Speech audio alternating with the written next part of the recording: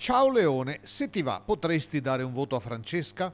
È il messaggio arrivato tra gli altri all'assessore Leone Zilio che, suo malgrado, ha contagiato centinaia e centinaia di cellulari.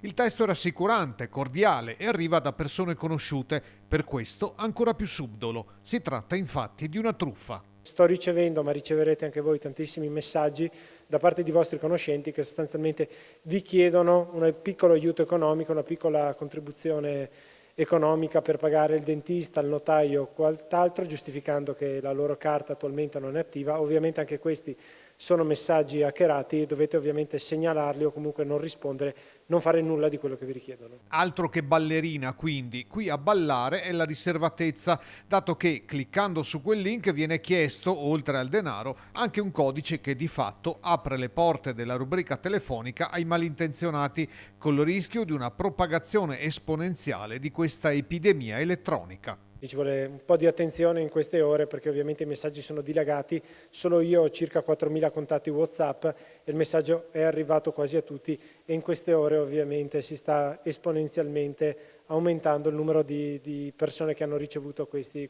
messaggi, quindi attenzione, se ricevete da parte di cari, di familiari, di amici, di conoscenti messaggi che vi richiedono somme di denaro, ovviamente non rispondete, cancellate il messaggio. È importante stare attenti, non cadere nella truffa e ricordarci che se succede qualcosa dobbiamo immediatamente avvisare la polizia postale ed eventualmente rivolgervi a un'associazione di consumatori. Le è mai capitata una cosa del genere? No, è la prima volta, purtroppo io non ho ancora capito come abbiano fatto ad accedere al mio account WhatsApp, ma sono in corso verifiche e il telefono in queste ore purtroppo, come sentite, continua ad andare.